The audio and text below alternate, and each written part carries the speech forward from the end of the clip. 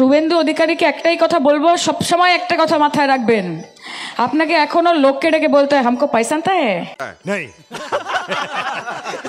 শুভেন্দু অধিকারীকে নাকি লোককে ডেকে বলতে হয় যে তুই আমাকে চিনিস, তখন সে লোকটা যদি বলে যে আমি তোকে চিনি না, তখন তাকে বলতে হয় আমি হচ্ছে অপোজিশন লিডার। তো শুভেন্দু অধিকারীকে কেউ চেনে না, তার পরিবারের লোকেরা কেউ রাজনীতি করেনি।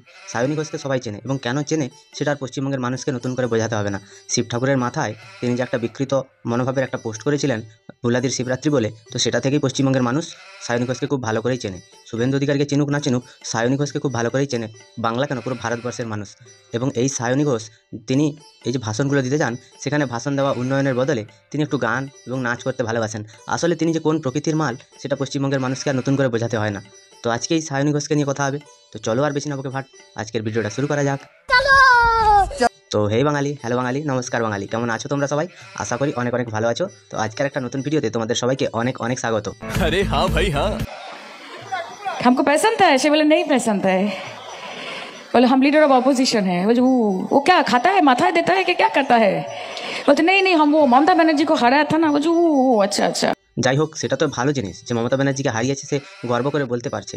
কিন্তু পশ্চিমবঙ্গে মমতা ব্যানার্জি তিনি যে হেরো সিএম এবং তিনি যে রিটায়ার্ড সিএম, পশ্চিমবঙ্গের মানুষ যাকে চায়নি, তিনি তবুও জোর করে পশ্চিমবঙ্গের মানুষের মাথায় বসে আছেন। এটা দেখেও আমাদের পশ্চিমবঙ্গের মানুষের মনে অশান্তির শেষ নেই। কারণ যেখানে নন্দীগ্রামে আন্দোলন করতে গেছিলেন মুখ্যমন্ত্রী, যে নন্দীগ্রামের জন্য মুখ্যমন্ত্রী নাকি সিপিএমের হাতে প্রচুর মার খেয়েছিলেন, এবং সেই নন্দীগ্রামে মানুষ তাকে ভোট দিল না, এবং সেই নন্দীগ্রাম থেকে মুখ্যমন্ত্রীকে একদম ছোট করে নিকৃষ্ট মানের অপমান করে মুখ্যমন্ত্রীকে তাড়িয়ে দিল। তবুও মুখ্যমন্ত্রী আবার উপনির্বাচন করে তিনি জিতে এলেন ভবানীপুর থেকে। এর থেকে বোঝা যায় যে পশ্চিমবঙ্গের মুখ্যমন্ত্রীর তার চেয়ারটা কত প্রিয়। এবং এই সায়নী ঘোষ, চটি চাঁটা, এরা পশ্চিমবঙ্গের মাননীয় মুখ্যমন্ত্রীকে যতই ভগবান রূপে দেখুক, আমরা কিন্তু মুখ্যমন্ত্রীকে হেরো মুখ্যমন্ত্রী হিসেবেই জানি। তো সেটা বলতে তৃণমূলের যদি কোনো লজ্জা না হয়, এবং এই সিএম তিনি যখন উপনির্বাচনে জিতে এসেছিলেন, সেটা দেখে যখন পশ্চিমবঙ্গের মানুষের কোনো অসুবিধা হয়নি, শুভেন্দু অধিকারী বললে কোন ধরনের অসুবিধাটা হয়ে যাচ্ছে শুনি। শুভেন্দু অধিকারীকে এখনো নিজের জেতার অভিব্যক্তি প্রকাশ করার জন্য মমতা বন্দ্যোপাধ্যায়কে হারানোর অভিব্যক্তি প্রকাশ করতে হয়। আর সেটাও তো হারানো না, সেটা তো লোডশেডিং। তো load shedding MLA Suvendu Adhikari load shedding MLA, load shedding করে নাকি সে জিতে গেছে নন্দীগ্রাম থেকে, এবং মাননীয় মুখ্যমন্ত্রী নাকি হেরে গেছেন। তো এখানটায় সায়নী ঘোষকে আমি বলতে চাই যে শুভেন্দু অধিকারী তার বাবা রাজনীতি করতো, এবং তার পরিবারের প্রত্যেকটা মানুষই রাজনীতির সাথে যুক্ত। সায়নী ঘোষ হঠাৎ করে কী করে সে রাজনীতিতে পা দিল, এবং কোন কারণে সে রাজনীতিতে এলো, এবং কোনো একটা রাজনৈতিক ব্যাকগ্রাউন্ড ছাড়া, কোনো ছাত্র রাজনীতি ছাড়া সায়নী ঘোষকে মুখ্যমন্ত্রী মমতা ব্যানার্জি তিনি কী করে তার দলের সাংসদ পদ দিলেন, সেটাই হচ্ছে ভাবার বিষয় আছে। এর পেছনে একটা বড় কারণ হচ্ছে সায়নী ঘোষের যে হিন্দু বিরোধী পোস্ট, সেই পোস্টটা দেখে সায়নী ঘোষ ভাইরাল হয়েছিল এবং একটা বিতর্কিত মুখ হিসেবে দাঁড়িয়েছিল। তো সেই জন্যই মুখ্যমন্ত্রী মমতা ব্যানার্জি তিনি এই সায়নী ঘোষকে এমপি পদটা দিয়েছেন, যাতে আরও সে পশ্চিমবঙ্গের সাধারণ হিন্দু জনজাতির যে দেবতা তাদেরকে একটা ছোট করবে এবং পশ্চিমবঙ্গের মানুষকে আরও ছোট করবে। এটাই হচ্ছে মুখ্যমন্ত্রীর প্রধান লক্ষ্য ছিল। এই সায়নী ঘোষের মতো নির্লজ্জরা, এরা এখনও পর্যন্ত যে মাইক্রোফোন হাতে নিয়ে কথা বলে, এরা মনে হচ্ছে পুরনো দিনকে ভুলে গেছে। আমাদের যে মহাদেব, তাকে নিয়ে কী করেছে সেটাও মনে হয় সে ভুলে গেছে। এদের মতো বেহায়া মানসিকতার মানুষ তুমি পশ্চিমবঙ্গে পাবে না।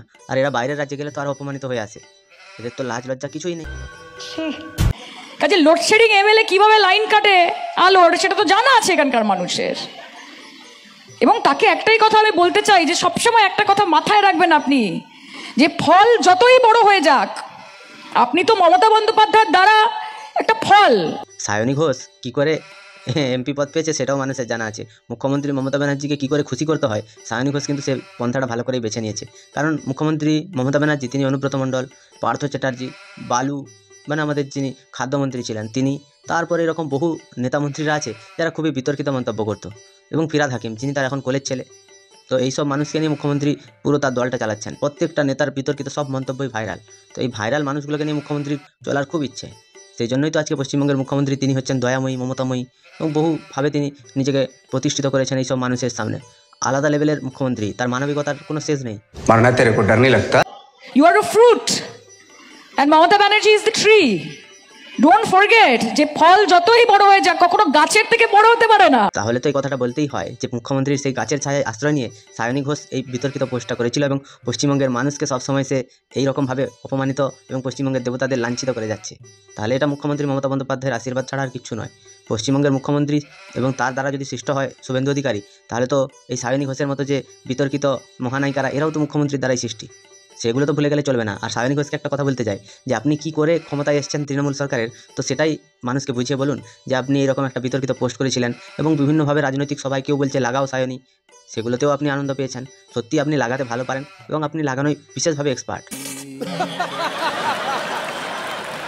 গাছের থেকে ফল বড় হতে পারে না, আর ফল যখন পচা শুরু হয় তখন গাছ একটু ঝাঁকা মারে না, ফল আপনা আপনি পড়ে যায়। সত্যিই কিন্তু যে গাছের থেকে ফল কখনো বড় হয় না। তো পশ্চিমবঙ্গের মানুষকে এটাও বুঝতে হবে যে সায়নী ঘোষের মতো মানুষেরা যারা 2-4টে বি গ্রেডের ফিল্ম করেছে, তারপরে সে বিতর্কিত একটা পোস্ট করেছিল যখন সে কাজ পাচ্ছিল না, তখন শিব ঠাকুরকে নিয়ে একটা আলাদা লেভেলের খারাপ একটা ইঙ্গিত করেছিল। সেই ইঙ্গিত করার পরে যখন সে ভাইরাল হয়ে গেল, তখন মুখ্যমন্ত্রী মমতা ব্যানার্জির আশ্রয়ে আশ্রিত হয়ে তার ছত্রছায়ায় মানুষ হয়ে মোটামুটি এখন নাকি মানুষের সেবা করতে বেরিয়েছে। এর পুরনো অতীত যদি কেউ ভুলে যায় তাহলে তার থেকে বড় মূর্খ আর পৃথিবীতে কেউ নেই।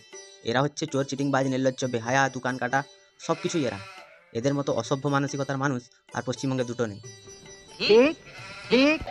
ওনার সেটাই হয়েছে, পচনটা ধরতে শুরু করেছিল, একটুখানি বিজেপির হাওয়া দিয়েছে, ফল পড়ে গেছে।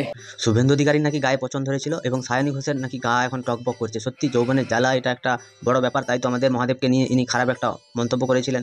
তো সেখান থেকে আমরা বুঝতে পারছি যে সায়নী ঘোষ এখনও টাটকা আছেন। তো তার জ্বালা কী করে মিটবে? পশ্চিমবঙ্গের মানুষের টাকা খেয়ে মনে হচ্ছে তার জ্বালা মিটবে। আসলে অভাব অনটনের মধ্য দিয়ে যেতে যেতে সায়নী ঘোষ ভাবলেন যে পশ্চিমবঙ্গে একটা তো চোরেদের সরকার আছে, তো সেই সরকারের আন্ডারে আমি যদি যেতে পারি তাহলে আমারও 2-4 পয়সা ইনকাম হবে, দিলে আমি হয়তো বাকি জীবনটা ভালোভাবে কাটিয়ে নিতে পারবো। তো এই ভেবেই তিনি তৃণমূলে এসেছিলেন এবং তৃণমূলে যারা আসে তারা প্রথম বছর, দ্বিতীয় বছর কিছু হয়তো পায় না, এবং 3 নম্বর বছর থেকে তারা যে পরিমাণে পয়সা পায় ওদের 7 পুরুষ বসে খাবে। এবং সায়নী ঘোষেরও সেই দশা হয়েছিল। অতীত নিয়ে যদি তিনি থাকতে চান তাহলে বলতেই হয় যে আপনি তাহলে সিনেমাটা করলেই ভালো হতো, সিনেমা ছাড়া আপনাকে মানায় না। আর আপনি হচ্ছেন অভিনেত্রী, তাহলে আপনি যেসব কথাগুলো বলছেন সেগুলো নিশ্চয়ই অভিনয় হবে। পশ্চিমবঙ্গের মানুষ কেন আপনাকে ভরসা করবে, কেন বিশ্বাস করবে? शाबाश बेटा, बहुत बढ़िया। আর আজকে নিজেকে যে বড় নেতা মনে করছে, কালকে সে পাবলিকের রোষের মুখে পড়ে নেতা হয়ে যাবে।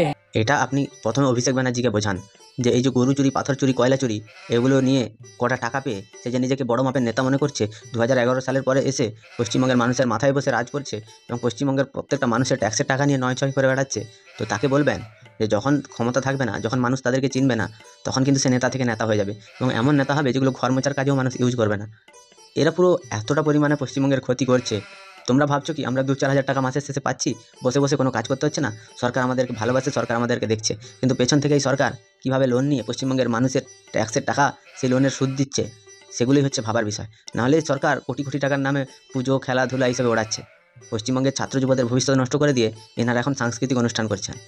ভাবা যায় পশ্চিমবঙ্গের মানুষকে কতটা পরিমাণে এনারা ছোটো মানসিকতার করে রাখতে চাইছেন। মানে কোনো লোককে যদি পড়িয়ে শিক্ষিত করে দেওয়া হয়, সে তাহলে চাকরি চাইবে, সে তাহলে খাদ্য চাইবে, বাসস্থান চাইবে। তো সেগুলো যাতে না চায়, তাই প্রত্যেকটা মানুষকে অশিক্ষিত করে রাখার একটা তিনি সংঘবদ্ধ পরিকল্পনা নিয়েছেন এবং তাদেরই সাথ দিচ্ছেন এই সায়নী ঘোষ, কুণাল ঘোষ, দেবাংশু, এইসব ঘোষ আর ভট্টাচার্য পরিবার আর ব্যানার্জি পরিবার, এরাই হচ্ছে পশ্চিমবঙ্গের কাল। দেখছেন তো বিজেপি খেদা খাচ্ছে তো, যেখানে যাচ্ছে হাড়ে রেড়ে করে তেড়ে যাচ্ছে মানুষ। আজ পশ্চিমবঙ্গে মমতা ব্যানার্জি যত টাকা ধার করেছে, এরপরে যে সরকার আসবে তারা তো পশ্চিমবঙ্গের প্রত্যেকটা খতিয়ান তুলে ধরবে ক্যামেরার সামনে, যে পশ্চিমবঙ্গে কত টাকা ঋণ আছে, কত টাকা সুদ যাচ্ছে এবং কত টাকা আরও শোধ করতে হবে। তো এগুলো নিয়ে পশ্চিমবঙ্গের মানুষের সামনে যেদিন অন্য কোনো দল ক্ষমতায় এসে সামনে ধরবে এইসব রিপোর্টগুলো, তখন মুখ্যমন্ত্রী মমতা ব্যানার্জি কোথাও পালাতে পারবেন? তো এখন তো হারে রেড়ে বলে তাড়া করছে, তখন তো তরোয়াল, ঢাল এগুলো নিয়ে তাড়া করবে, তখন আপনারা পালাতে পারবেন তো? আপনারা যারা মুখ্যমন্ত্রী মমতা ব্যানার্জির আদর্শে অনুপ্রাণিত, আপনারা থাকতে পারবেন তো তখন? যখন আমাদের দেশে রাম মন্দির হয়, তখন এই সায়নী ঘোষের মতো ছোটো মানসিকতার মানুষেরা বলেছিল কি যে বিজেপি যে মন্দির বানাচ্ছে, সেই মন্দিরের সামনে কি বেকার যুবকদের হাতে বাটি নিয়ে বসে থাকতে হবে? তো এই সায়নী ঘোষের এতটা অকাত নেই বা তার এত সাহস নেই যে মুখ্যমন্ত্রী মমতা ব্যানার্জিকে প্রশ্ন করবে যে দীঘায় কেন জগন্নাথ মন্দির করেছেন এবং দুর্গা অঙ্গন কেন করেছেন, নিউ টাউনে, শিলিগুড়িতে মহাকাল মন্দির কেন করছেন? এগুলোর সামনে কি বেকার ছেলেমেয়েরা বাটি ধরে ঘুরে বেড়াবে? তাছাড়া এটাও বলার সাহস নেই যে পশ্চিমবঙ্গে আজকে 50 কোটি টাকা খরচা করে যে জগন্নাথ মন্দিরের প্রসাদ বিতরণ হলো, সেই প্রসাদগুলো পশ্চিমবঙ্গের সব মানুষ খেয়েছে তো? মুসলিমরা সেই প্রসাদ গ্রহণ করেছে তো? তার কোলের ভাইদের জন্য যে তিনি এত করলেন, তারা গ্রহণ করেছে তো প্রসাদটা? এটা বলতে পারবেন, জবাব দিতে পারবেন মুখ্যমন্ত্রী? এই ছোট মানসিকতা এবং এই যে অভদ্রতামি, এগুলো কিন্তু এদের রক্তে মিশে আছে, এরা হচ্ছে জন্মগত এদের অভ্যাস। সায়নী ঘোষের মতো লোকেরা, তারা যদি পশ্চিমবঙ্গে তৃণমূল সরকারের আদর্শে অনুপ্রাণিত হয়ে উল্টোপাল্টা কাজ করতে পারে এবং ইডি সিবিআইয়ের হাজিরা দিতে যেতে হয় অফিসে, তাহলে এরা কোন ধরনের মাল তোমরা এবার ভেবে নাও। যে জবাব দাও, আমাদের টাকা কোথায়, জবাব দাও, কেন্দ্রীয় বঞ্চনার জবাব দাও। এই বাংলার মানুষ একটাই কথা জানে যে লাভ ছাড়া ক্ষতি নেই, দিদি ছাড়া গতি নেই। পশ্চিমবঙ্গের মুখ্যমন্ত্রী মমতা ব্যানার্জি তিনি থাকলে যে পশ্চিমবঙ্গের মানুষের কোন দিক দিয়ে কী লাভ হচ্ছে সেটা তো আমরা বুঝতে পারছি না। এই যে স্বাস্থ্যসাথী কার্ড নিয়ে পশ্চিমবঙ্গের মুখ্যমন্ত্রী তিনি এত বড় বড় কথা বলেন। আমি যদি পশ্চিমবঙ্গের সব মানুষের কার্ড একসাথে ধরি তাহলে কিন্তু স্বাস্থ্য বাজেটের থেকেও বেশি হয়ে যাচ্ছে এই টাকার অ্যামাউন্ট। পশ্চিমবঙ্গের সব মানুষ যদি একদিন অসুস্থ হয় পশ্চিমবঙ্গ সরকার টাকা দিতে পারবে তো? এটা তো পুরো ভাঁওতাবাজি। এবং এই যে রেশনের চাল হচ্ছে কেন্দ্র সরকার দিচ্ছে, মুখ্যমন্ত্রী মমতা ব্যানার্জি তিনি এখানটায় নাম পাল্টে মোটামুটি দিচ্ছেন বাংলার রেশন বলে। আবাস যোজনার বাড়ি পশ্চিমবঙ্গের মুখ্যমন্ত্রী তিনি দিচ্ছেন 40% এবং প্রধানমন্ত্রীর আবাস যোজনা থেকে আসছে 60%। মুখ্যমন্ত্রী সেটাকে বাংলার বাড়ি হিসেবে চালাচ্ছেন।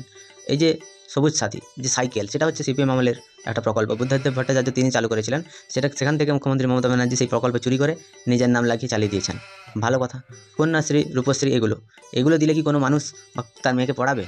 যে পড়ানোর সে এমনিও পড়াবে, আর যে না পড়ানোর সে কোনোদিন পড়াবে না। তো এইসব ভাঁওতাবাজি প্রকল্প 100 দিনের কাজের টাকা কেন্দ্র সরকারের টাকা চুরি করে আজকে কেন্দ্রীয় বঞ্চনার গল্প শোনানো হচ্ছে।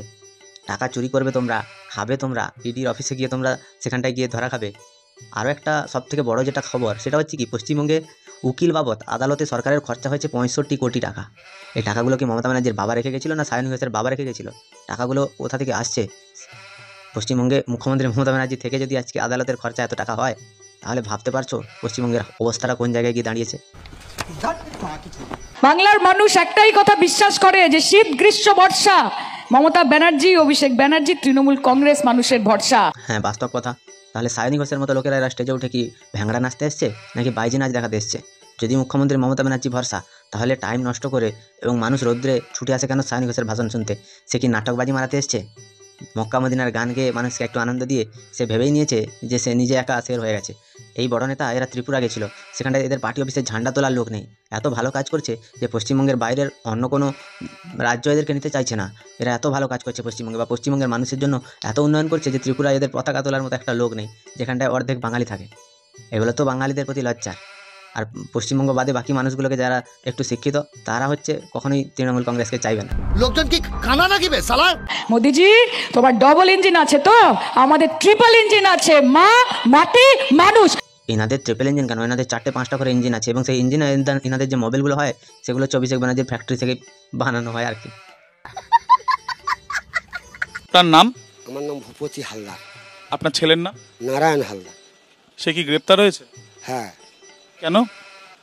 একটা ঠাকুর ভেঙেছে, কারা ভেঙেছে কী ব্যাপার হয়েছে বলতে পারবো না। এবং আমার বাবা আজ থেকে 15-20 বছর আগে টিএমসির মেম্বার হয়ে দাঁড়িয়েছিল। তার ছেলে আমরা তো টিএমসি করি, অথচ সেখানে আপনার ছেলে? আমার ছেলেও টিএমসি করে। তোমরা জানো কাকদ্বীপে যে এই যে কালী মায়ের মূর্তি ভাঙা হয়েছিল, তার যে মাথা ভাঙা হয়েছিল, সেই ভাঙা নিয়ে একজনকে অ্যারেস্ট করেছিল, যেটা নিয়ে কুণাল ঘোষ, সায়নী ঘোষ এরা সবাই বলেছিল এটা বিজেপি লোকেরা ভেঙেছে, এবার কী করবে শুভেন্দু অধিকারী, এরকম করে অনেক ব্যঙ্গ করেছিল এবং সেই মা কালীকে প্রিজন ভ্যানে তুলেছিল। আজকে সেই ভূপতি হালদার নামে যে নারায়ণ হালদারকে গ্রেপ্তার করেছে, তার বাবা বলছে কি যে তার ছেলে টিএমসি করতো। এবারে টিএমসি নেতাদের মুখে মুতে দিলে কোনো অসুবিধা হবে না তো? এদের মতো হারামি, এদের দলে কে কোন দলের সদস্য সেগুলো না জেনে ক্যামেরার সামনে এসে নাটকবাজি মারানো এনাদের দলের জন্মগত অধিকার। কোনো কিছু না জেনে, কোনো কিছু না বুঝে মোটামুটি হাউ হাউ করে দিলেই এরা ভাবে কি যে আমরা বড় বড় নেতা হয়ে গেছি। আজকে যে তৃণমূলের লোকেরা ভাঙলো, তাহলে এবারে তুমি বলো, কুণাল ঘোষকে আমি প্রশ্ন করছি যে তুমি এক বাপের বেটা তো, এবারে ক্যামেরার সামনে এসে ক্ষমা চাইবে তো যে হ্যাঁ তৃণমূলের দলের নেতারাই ভেঙেছে? আসলে পশ্চিমবঙ্গে যত দুর্ঘটনা হয় সব কিছুর পেছনে কুণাল ঘোষের জন্মদাতা বাবা দায়ী এবং তার মা দায়ী। কারণ এই কুণাল ঘোষের মতো লোককে জন্ম দিয়েছে যে ক্যামেরার সামনে এসে শুধুমাত্র মিথ্যে কথাগুলো বলে যায়। এনাদের কাজ শুধুমাত্র পশ্চিমবঙ্গের মানুষকে ভুল বোঝানো, যার জন্য পশ্চিমবঙ্গের মুখ্যমন্ত্রী এনাদেরকে টাকা দিয়ে পুষে রেখেছে। এতটা অসভ্য, বেহায়া, নির্লজ্জ কোথাও পাবে না, কোথাও না। তো এই নির্লজ্জগুলোকে নিয়ে তোমাদের কি মতামত তোমরা আমায় কমেন্টে জানিও। যদি ভিডিওটা ভালো লাগে তাহলে লাইক করো, কমেন্ট করো, শেয়ার করো, সাবস্ক্রাইব করো, পাশে থাকা বেল আইকনটা প্রেস করতে একদম ভুলবে না। ভাই ভালো থেকো, সুস্থ থেকো, সাবধানে থেকো আর দেখতে থাকো বাংলার কোণে ঘর।